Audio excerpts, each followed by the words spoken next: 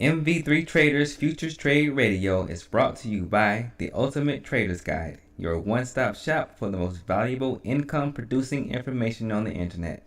Go to ultimatetradersguide.net to learn more. Link in the description below.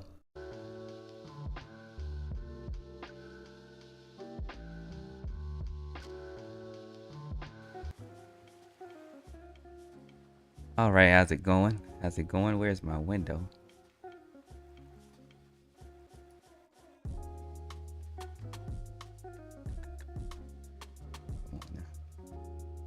Of course, I get up early and we did run into some technical issues. Missing my quote board.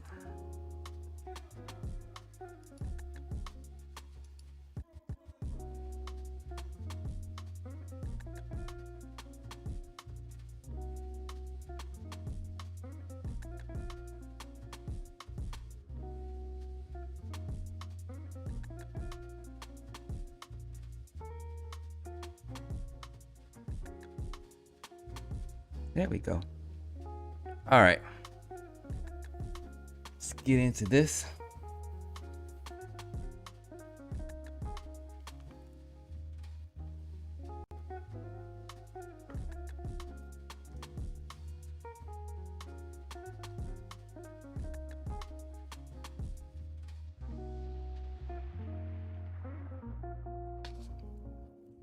And we are at the open.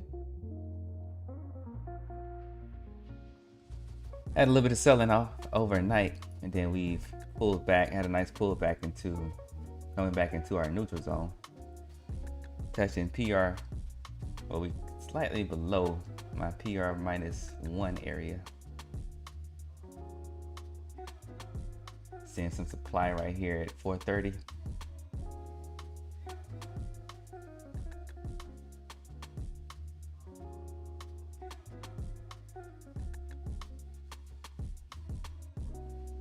Fridays are usually my light days because you know, got the trader triggers and all that stuff, and I'm kind of excited about this trader triggers. Got a good one for us today.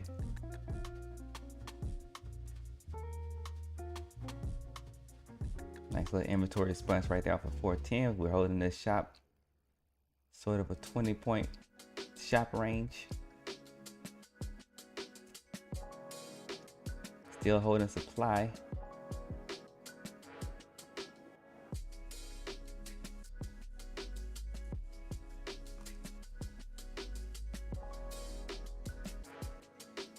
Make sure my trigger is ready to go now that I got the green light.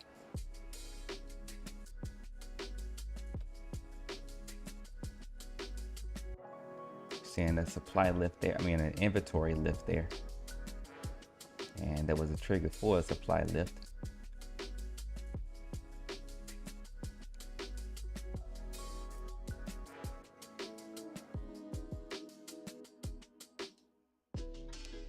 Mechanically climbing higher. Nothing surprising so far.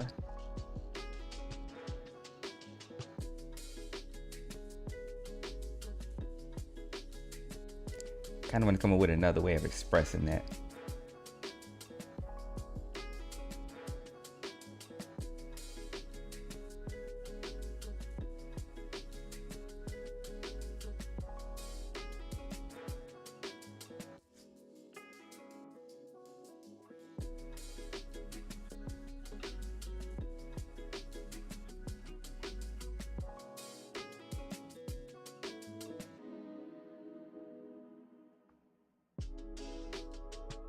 Right, we raised supply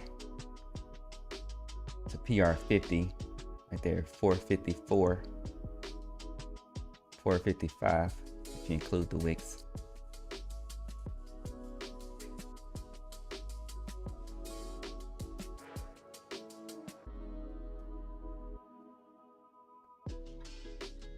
Order submitted.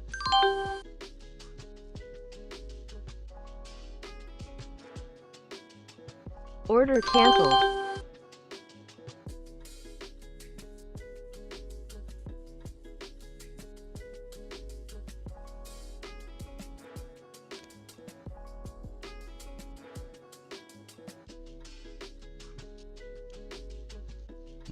Interestingly, right there, I only got one field out of, well, out of two. And then I got something weird that happened on one of my setups that's not on screen. Well, I only got one thing on screen now, but another one of my setups gave me something weird. Check that out real quick. I'm gonna take my eyes off the chart for a second.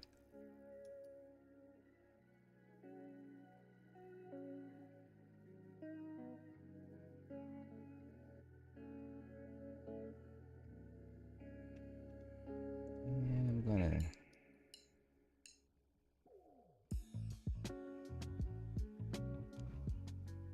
I gotta see what this is all about.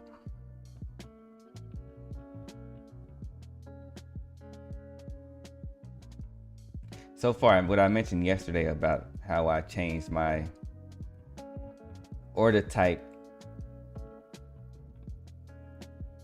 for one of my accounts, or for one of my trade windows, that's been working out so far. If I can, okay.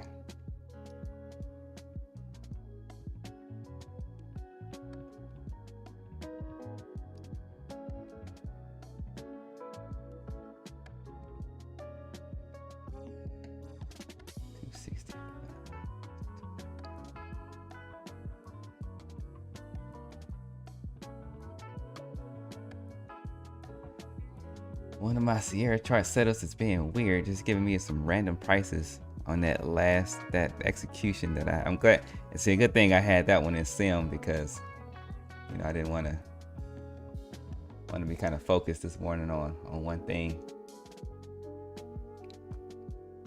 I'm glad I had that window in sim, because it gave me a weird feel. Order filled.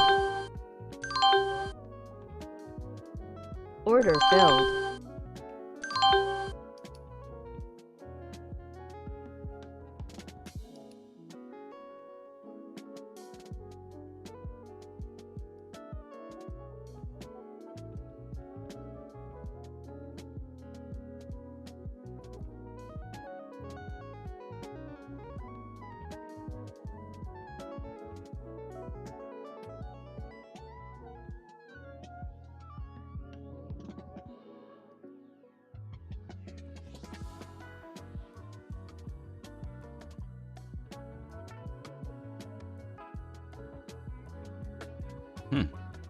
That is so strange, because it's like what is happening.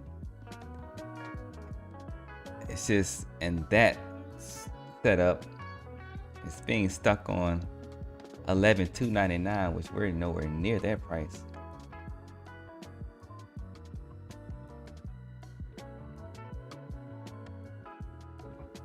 And 11,265, which makes absolutely no sense. So that's something I'm gonna have to check out later after the stream. But I just gotta understand. So I can just exclude this one from my analysis after this session. But that is really weird.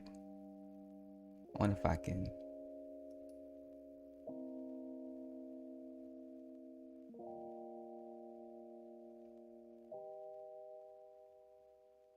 This is something I've never seen before.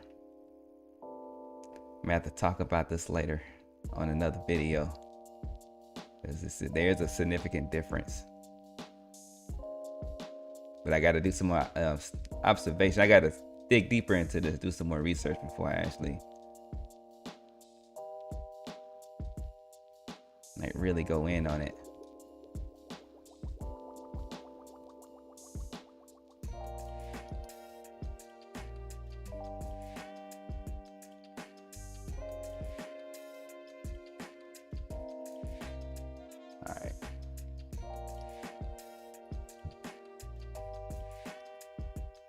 All right, so now we're looking at, we're lowering, dropping inventory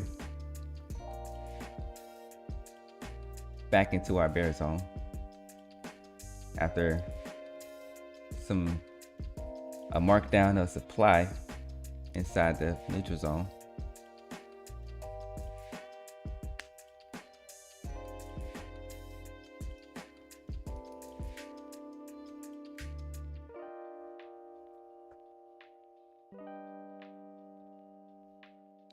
That's a supply response off of PR -1, but inside of the neutral zone, inside of the inventory zone.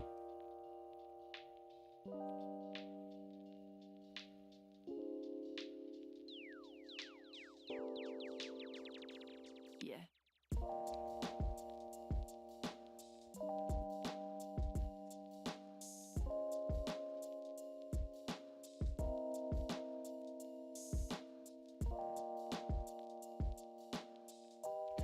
Also noticing before the open,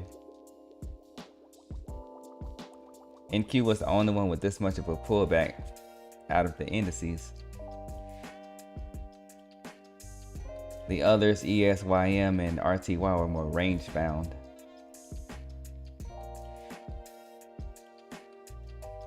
That was something I noticed when I was doing my pre-market awareness check. So we'll see how much weight that holds as we continue to march forward.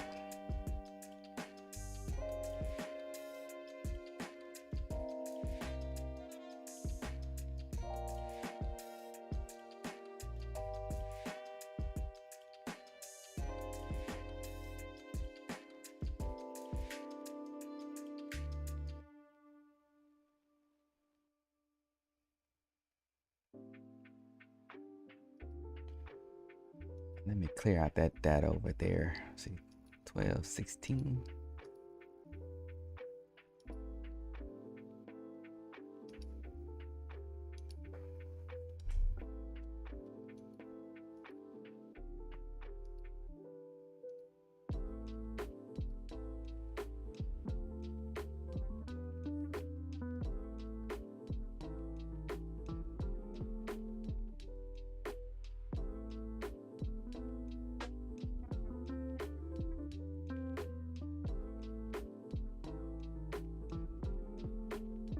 Kind of look at 425 as a quick supply response. We've lowered inventory down to back to 410.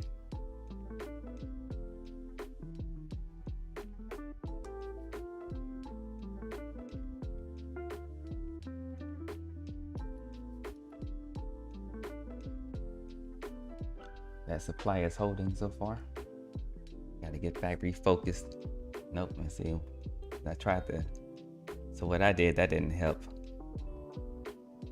the issue that I just experienced.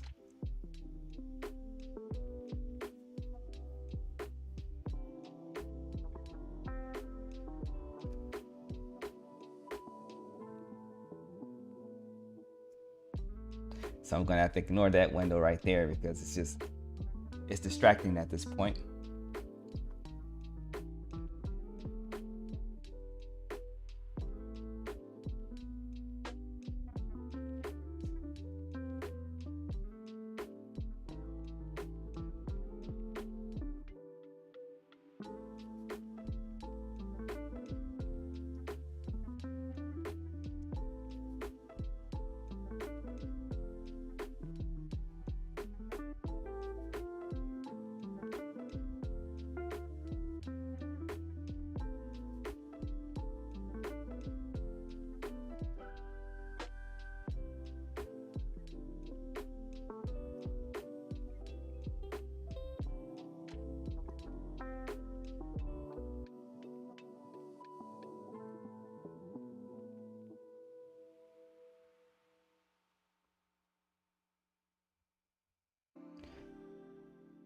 Raising our supply back to PR +1 or PR -1.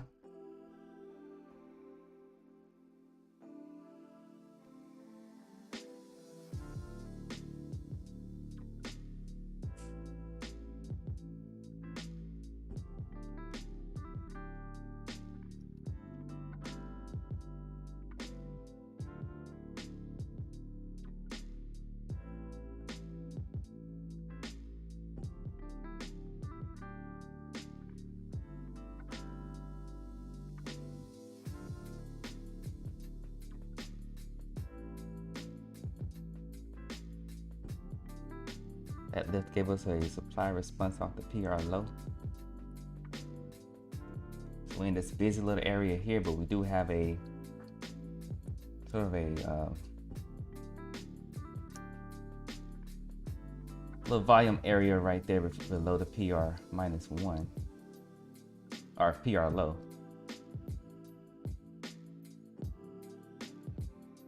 I can see I'm still holding on to some of that energy from the issue that I just had. So let that go. Sort of a micro look above and fail there. Let's see how low they take us back down.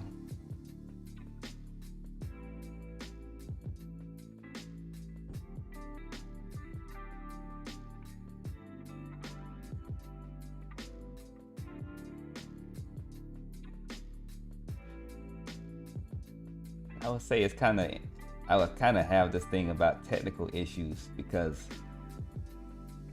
professionally I work in the IT space where I'm solving problems and I got to solve technical issues, so it's not so easy for me to let technical issues go because I want to fix it just because that's what I'm used to doing.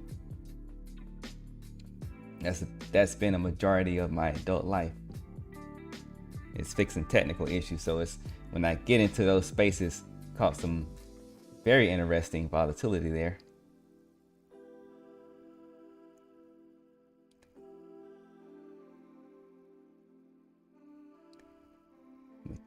At a mechanical time of 9:45.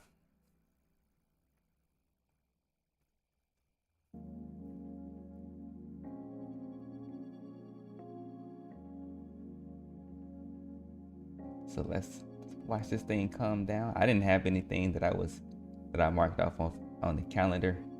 Only thing this morning, we got everybody's talking about inflation, and that's been all over the headlines, the inflation fears. But then you got the quiet witching stuff. But still, that makes, it's the 9:45 timing is interesting. Now I only look at certain types of economic events, so there could have been something that was rated lower that I didn't catch, that I didn't pay attention to.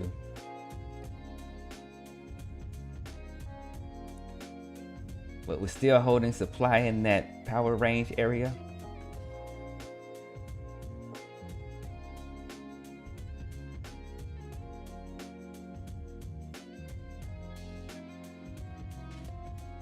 So in these type of events, now it depends, depending on your strategy, I've seen strategies to where stuff like this doesn't even matter. It just depends on how much risk you're trying to hold and how you have your strategy laid out to give you signals to take a trigger and all that stuff.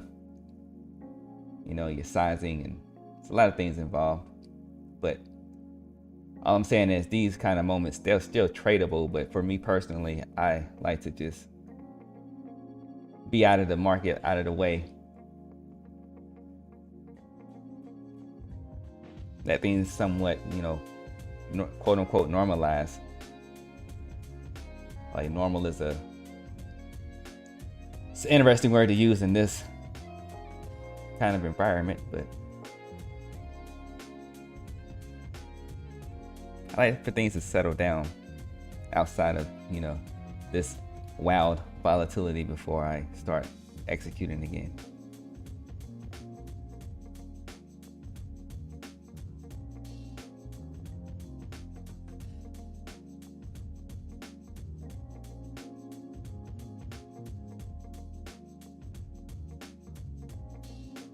All right, so we're still holding the supply around PR minus.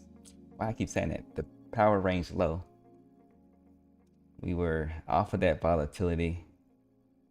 We've been marking down supply in sort of this pennant pattern.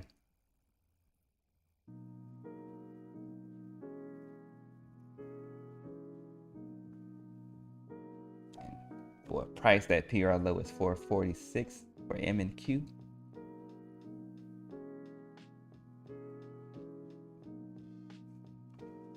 I'm probably done for the day anyway because I only have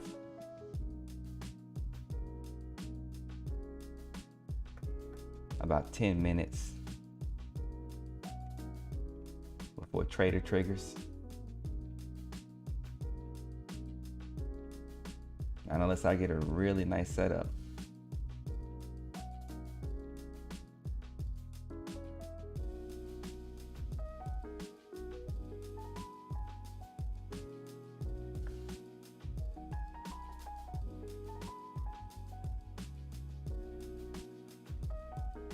So we had, off that volatility, we had a strong supply response in this area here.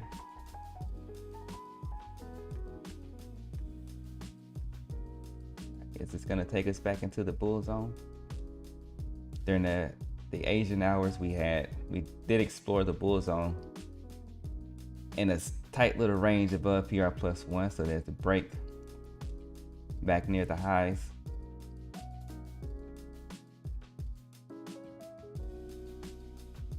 Session high is at 490-ish.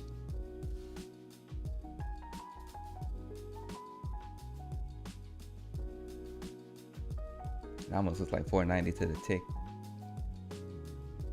But the volume kind of drops off right there before 490 as it's printed on my charts.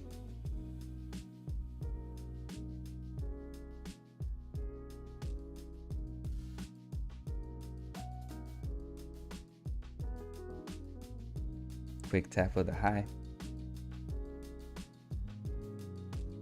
See if we get that retest of PR+1.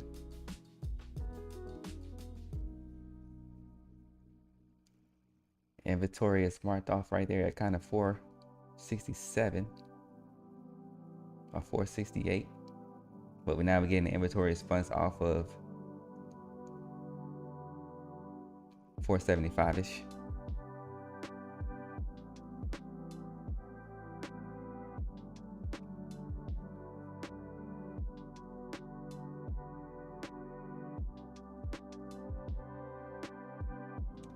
Bit of negotiating here.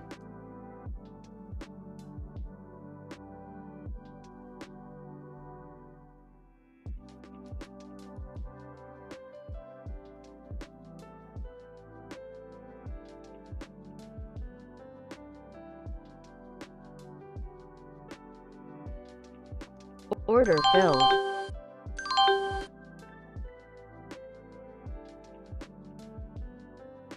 Order filled. And we're going to officially make that one my last one so I can prepare for trader triggers. Just a little bit of a baby scalp there based off of price action. We're in the negotiating phase.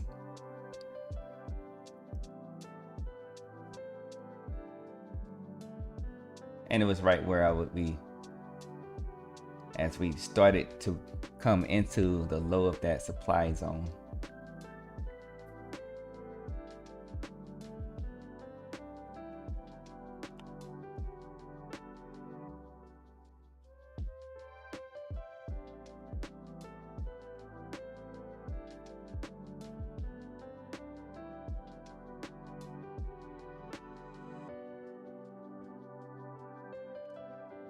No.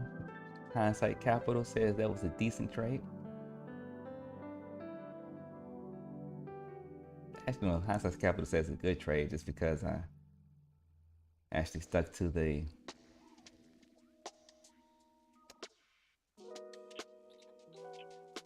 plan.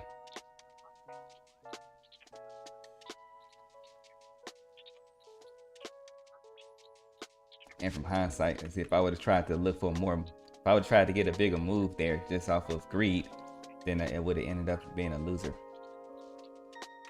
Unless I wanted to completely start this freestyle, and then that's when you really get into trouble, when you start freestyling. So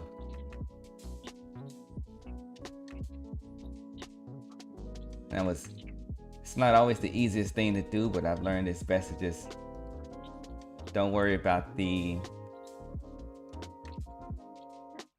results. Just make sure that, you know, for me, it's been more beneficial just to focus on my execution, regardless of what results I get.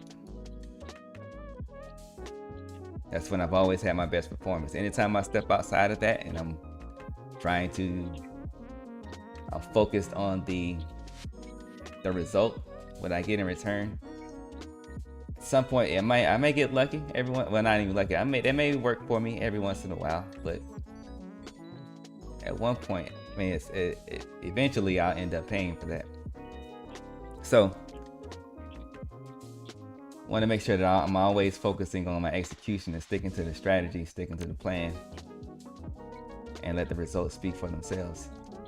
So we got inventory, had a nice little dip back into inventory at the PR high, which is around 460 and a half. That was about 463, I mean. And that gave us an inventory zone between 470 and 460. I would really call that 463.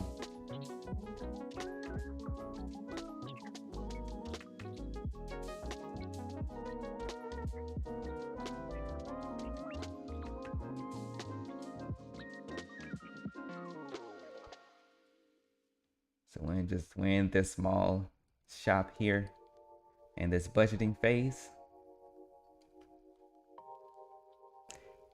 And I'm going to get silent on the mic so I can start preparing for trader triggers.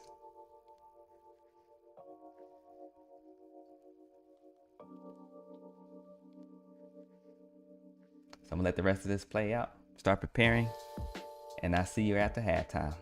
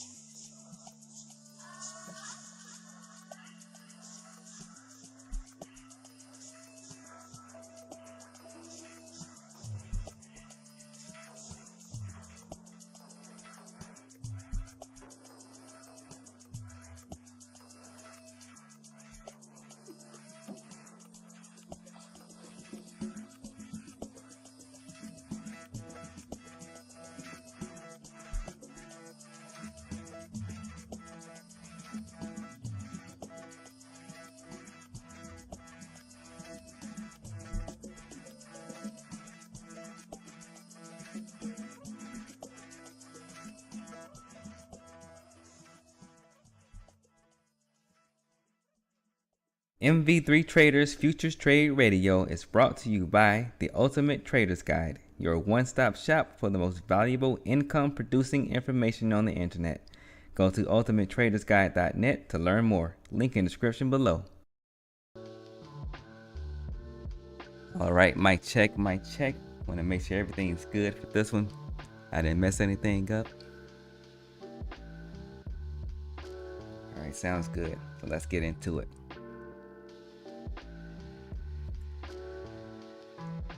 All right, so welcome back to the second half of Futures Trade Radio for this episode of Trader Triggers. Today I got an interesting one today that I was triggered into. It was probably around Tuesday, earlier this week. Now we'll get into all what led up to this trigger in a minute, but let's set this up. All right, so today's topic is kind of around labeling or labels, right? But specifically, there's a specific label that we're going to focus on, and that's the label of gambler, right? Or gambling, and this whole debate around trading versus gambling. So today's title actually had two titles that I was kind of trying to decide between. One of those titles is Trading versus Gambling, what the gurus are not telling you. We're going to dive deep into this. The other title is Putting an End to the Trading versus Gambling Debate. Now that second one definitely is a bold title for today's message. But I went deep on this one, so let's just get into it, all right? I did a lot of research and all that stuff. So this is one of those, age-old debates that a lot of people just talk about from what they feel about the word, and they don't really do a whole lot of, you can tell a lot of deep research wasn't done into understanding what the word actually means. So that's really going to be how we're going to walk our way into this. We need to actually understand what the word means. So let's just go ahead and walk through this. Now, I'm going to start with how I got triggered into today's message. All right. So this topic came to me, from a response that I received while I was watching this live stream of this young lady that she trades, right? And she's very transparent about how she trades. And while she was doing this live stream and she was showing what, her thought process, and she was showing her setup and how she executes and all that stuff, giving all the details, she had some people in the comment section that were trying to, in question form, like convince her to wait for the retest before she executes, right?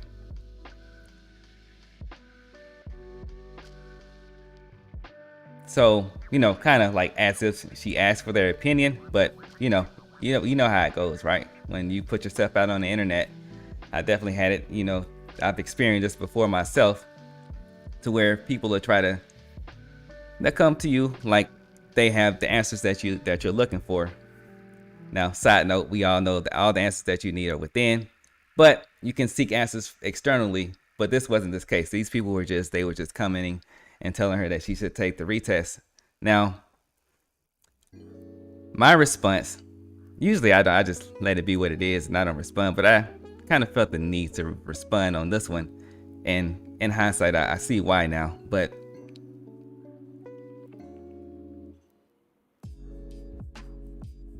my response was basically,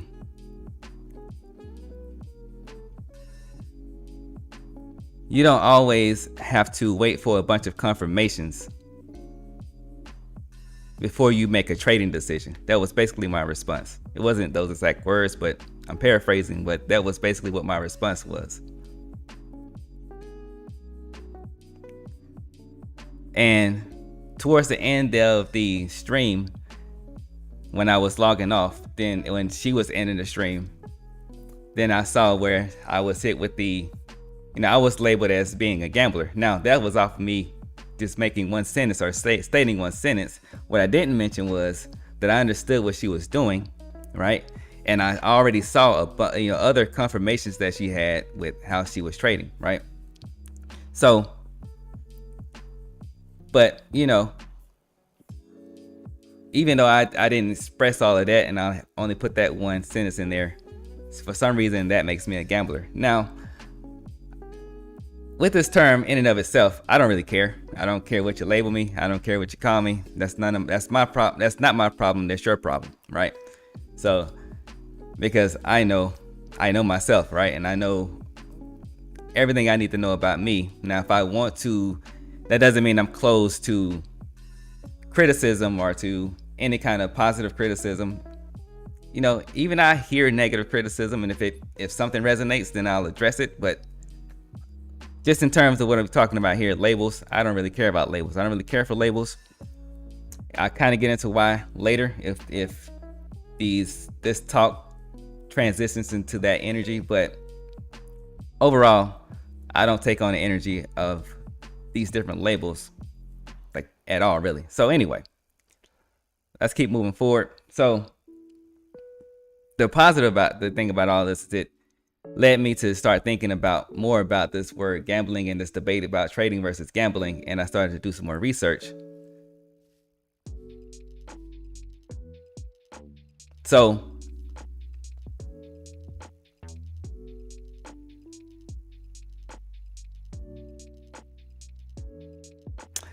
one little quick note that I want to make about confirmations is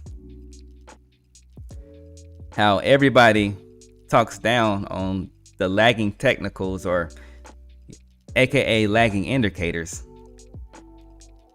But then on the reverse, they go and say that you need confirmations, which a confirmation is you're confirming what already happened.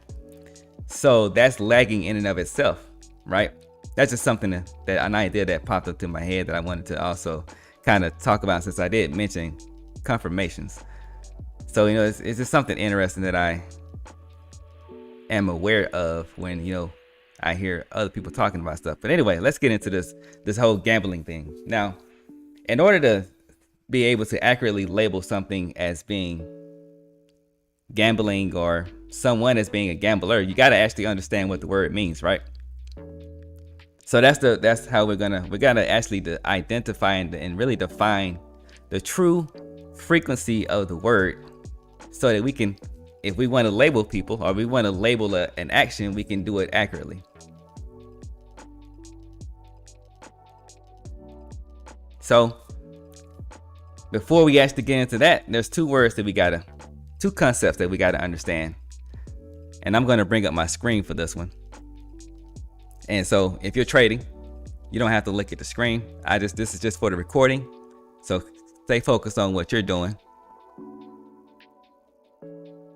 And if you're listening to the podcast version of this later, you can tune into the video on YouTube and see this, everything that I'm sharing if you want to see it, right? But let me pull up my monitor. All right, here we go. So two things we got to understand before we start breaking down this word is connotation and denotation, right? So I see right here I have the definition, Merriam-Webster's definition of connotation being something suggested by a word or thing. Implication, the suggesting of a meaning by a word apart from the thing it explicitly names or describes, right? There's some more definitions there, but basically connotation is additional ideas or feelings, and this is in my own words, additional ideas or feelings added to the original meaning of a word, right? So we got connotation. Let's look at denotation. Denotation by Merriam-Webster is identified as an act or process of denoting. Okay, thanks for explaining the word with the word. But it goes further to say, especially a direct specific meaning as distinct from an implied or associated idea. Right, so in my own words, it's going to be, denotation is the literal or precise definition of a word, right? Without the connotation, without the added notes. denotations is more specifically towards the true frequency of the word. Now, another thing that I saw interesting is I ran into this write-up here from csun.edu, this university, where they wrote up this thing here, this comparison between connotation and denotation. They basically say the same thing, and you can see in the highlights where they have connotation is the emotional and imaginative. That word stuck out for me. The imaginative associations surrounding a word. Denotation they have is a strict dictionary meaning of a word. Now, what stuck out to me here is dictionary. And what we know about dictionaries is that dictionaries don't just have one version. They don't write it and then that's it. They continue to update the dictionary. They continue to update the dictionary with more words, or they continue to update the dictionary with an updated meaning to the word. So once a word has been connoted, then if there's an overall consensus that that's what we're gonna let that word carry that connotation, then that's what we're gonna update the dictionary with. All right, so what stuck out to me here was how they have dictionary as being, that's what the word, the words in the dictionary, that's being what the word actually means. But that's not the origin of the word still. So that was just, kind of interesting that they say that you look at a dictionary for the actual meaning of the word, but that doesn't always go to the true core meaning of the word or the origin frequency that the word carries, right? So how do we get to that?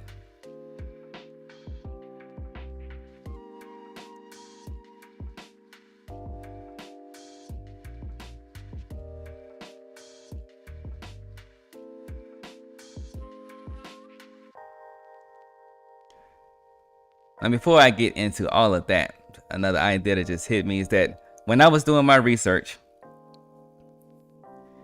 when people were explaining how they feel about, trading versus gambling, and they were projecting the concept around gambling and trading with a connotated meaning of the word gambling, right? Meaning that they're debating the point based off of what they believe the word means by how it's commonly used today. What's interesting in all of that is when I was listening to them, I was listening intently, is that you can still see that they received the origin or the original meaning of the word, right? Which we're going to get into. So how do we get to that original meaning of the word? Well, one way to do that is to go into the etymology of words, which is just the study or the study of the history of words, right? How words were originated and how through connotation they were brought to today's or the current day meaning. So that's what we're going to do. We're going to look into the etymology of the word, and if we want to see what etymology means by just as defined by today's standard, it's a quick Google search, and I'm just bringing up a couple of reference points, but I highly encourage you to do your own research, right? But anyway, so by a quick Google search, we can see that etymology is the study of the origin of words and the way in which their meanings have changed throughout history. Pretty much what I said, right? So let's go back to this, and before we get into the etymology, we actually got to look at how gambling is defined today. So I pulled up 3 different dictionary definitions to the word gambling. So Merriam-Webster has gambling as the practice or activity of betting, the practice of risking money or other stakes in a game or bet. All right, so that's with Merriam-Webster. All right, it's pretty on point with how you will hear most people talk about gambling. Now, Here's Cambridge Dictionary, and they have it as the activity of betting money, for example, in a game or on a horse race. Now it's interesting. We'll kind of see why in a minute, maybe, to why, but to that word horse, right, or horse race, why they kind of specifically mentioned that. All right, so let's look at one more dictionary definition of the word, and we're going to look at Britannica. And this is more of like a encyclopedia type of defining the word, but what Britannica has is the betting or staking of something of value with consciousness of risk and hope of gain on the outcome of a game, a contest, or an uncertain event whose result may be determined by chance or accident, or have an unexpected result by reason of the bettor's miscalculations. Now that one's much wordy because, like I said, this is more of an encyclopedia definition, but overall what we can see is it's basically what is on, in alignment with how most people use the word gambling today, which you're betting in a risky environment where there's complete, lack of, or where there's complete unprediction, where you can't predict the outcome. It's just completely random, and you're betting with the chance of losing money, basically just recklessly. That's how people typically define it today. So let's see how on point that is with the origin of the word as we go into the etymology. And so I'm looking at etymologyonline.com, or ETYM online. They kind of abbreviate etymology, but ETYMonline.com, where we're going to kind of look up their version of the etymology. And I'm just going to leave that topic there because that can go deeper, but we're going to leave it there. All right, so this resource here says that gambling is habitual indulgence in gambling. Verbal noun from gambling. Okay, that was cool that you just explained the word with the word, but okay, that means we got to look deeper. And it says the verbal noun from gamble. So we can just scroll down. We can click that link. We're going to scroll down here and see that as a verb, gamble, the etymology of gamble is risk something of value on a game of chance. Okay, pretty much online. But that was from the 1700s to 1726. If you go back here to Merriam-Webster, the definition of gambling, and you scroll down, they do kind of reference that here. First known use is 1700. Now this is what Merriam-Webster says. Now if we go back to the etymology of it, and you keep reading, it says from a dialectal survival of Middle English gambling, or gambling, if you want to go more towards the universal way of, saying letters, but gambling, because we're talking about English, so gambling, variant of gammoning, to play, jest, be merry, from Old English gammanian, or however you say that word, to play, joke, pun, from gammon, also see game as a noun, right, with form as in fumble, etc., or possibly gamble is from a derivative of gamble, to play games. Now it gives us a marker here of 1590s, so it's not first known as 1726. If you go, because we still have the frequency, right? There's a sound that I'm saying, that I'm expressing, that I'm projecting as I say this word, and that ties all the way back to these original ways of expressing the sound. That goes all the way back to 1590s, and it can actually go back further than that, but from here we're looking at 1590s. To play games itself likely a frequentative from game, originally regarded as a slang word. Now they say etymological may be from confusion, from unrelated gamble,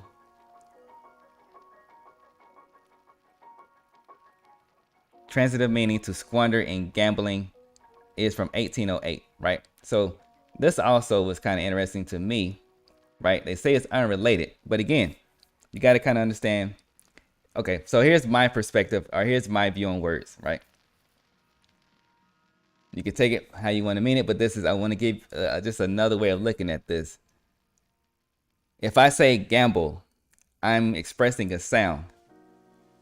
And between gamble, G-A-M-B-L-E, and gamble, G-A-M-B-O-L, the only difference is how the letters that were used and how those letters are arranged.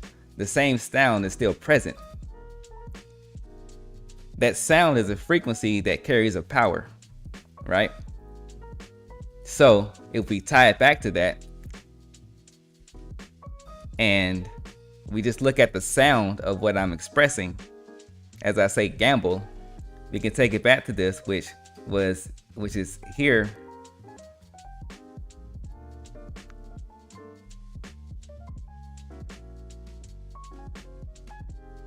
Basically going to a game, because they kind of went to a transitive meaning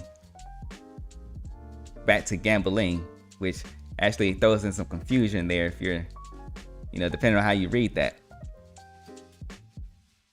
So that's just an interesting point. But actually, let's go and let's look at it. Now that version of gamble with the OL, if you look at the verb, because it took me directly to the verb, skip about in sport, from French gambadere, or gambadeur. It's interesting when you listen to the sound of that, or gambade, however you say that word.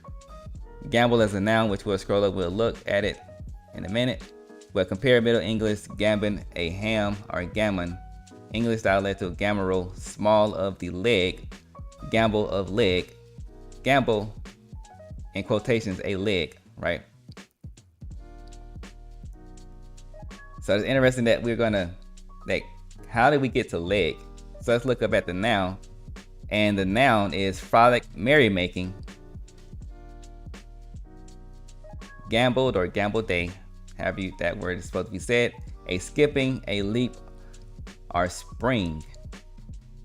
From French gambade, or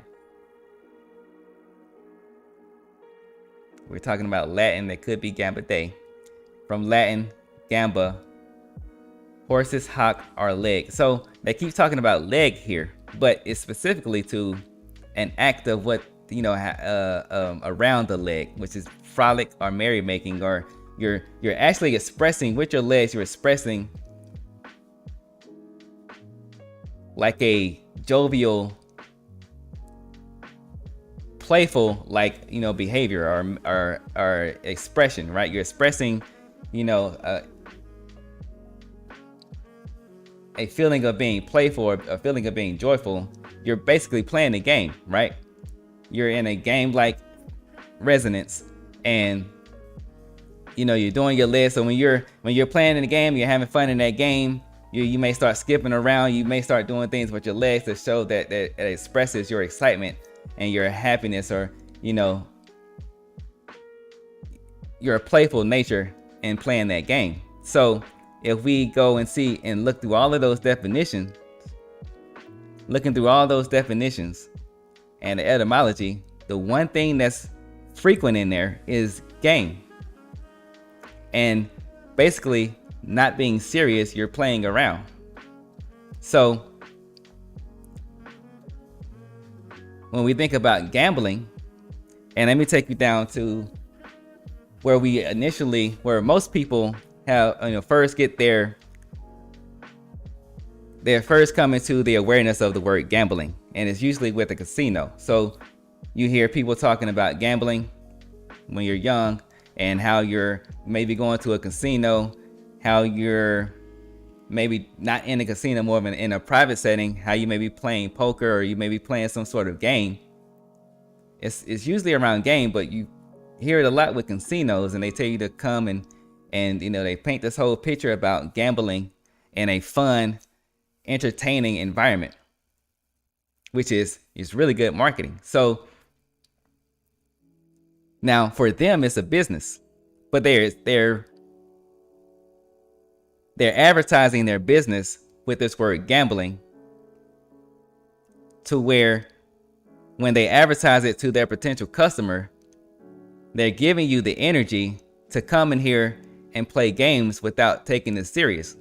So when you go into their business, into their establishments, and they're, we've already tied the energy of playing a game with this use of the word gambling, and you come into the casino with the carrying the frequency from this word gambling, you're going to the casino to play and not really be serious. This is why when you go into a casino, and let's say you go and play blackjack, or you go and you play a game and you're taking it serious and you're using statistics to your advantage, then they don't like that, and if they catch you doing it, they'll kick you out. They want you to go in there and they want you to look at it as a game, something just to play with and not take seriously. So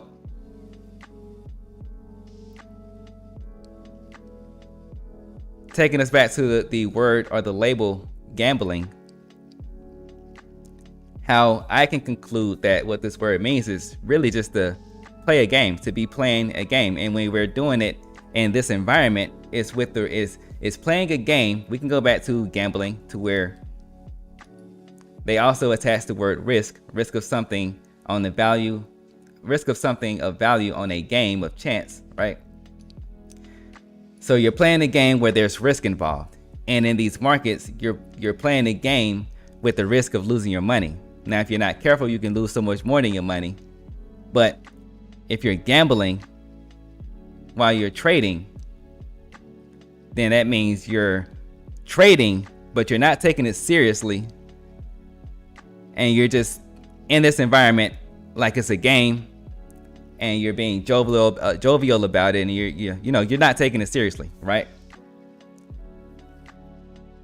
With the risk of losing your money. Now that we kind of understand what that word means, now that we understand what that word means from as we walk back through the history of the word, how it's used today, and how as far back as this etymology resource took the word, or the frequency of the word.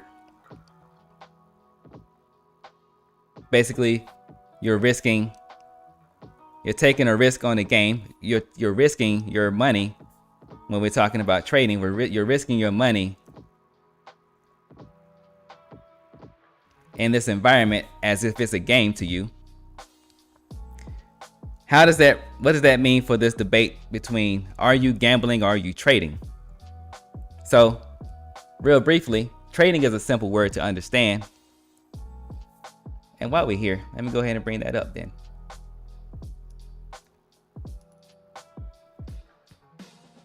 So you don't just have to take my word for it, but that's a simple one.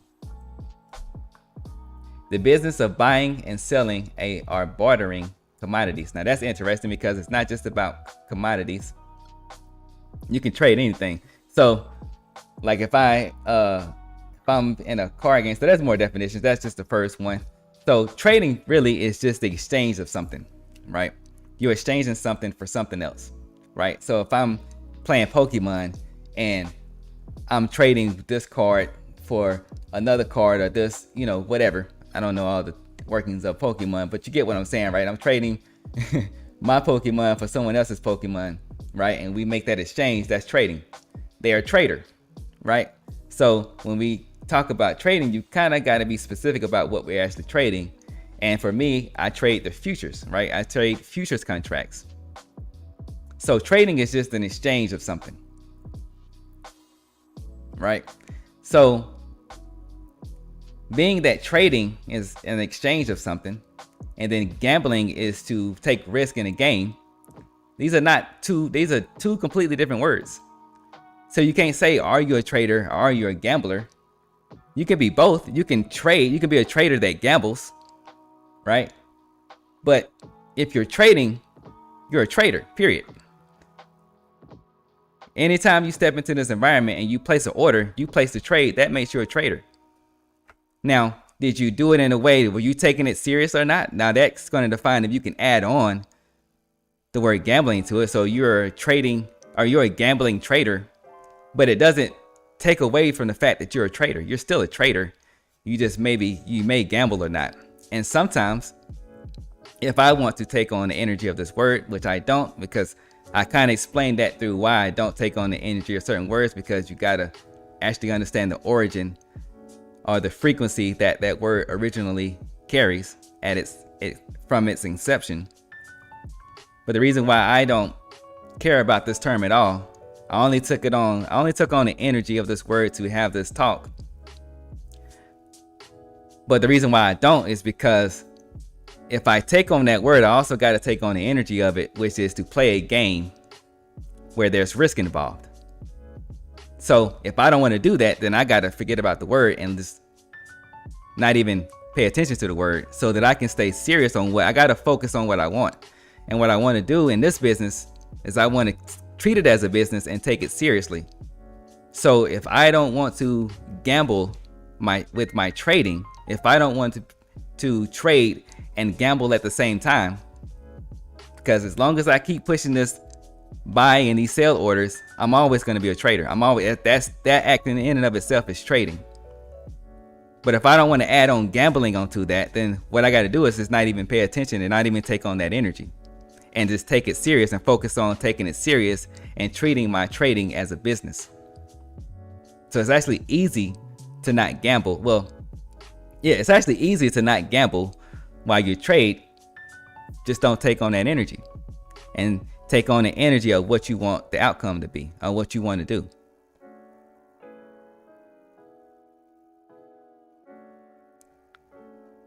So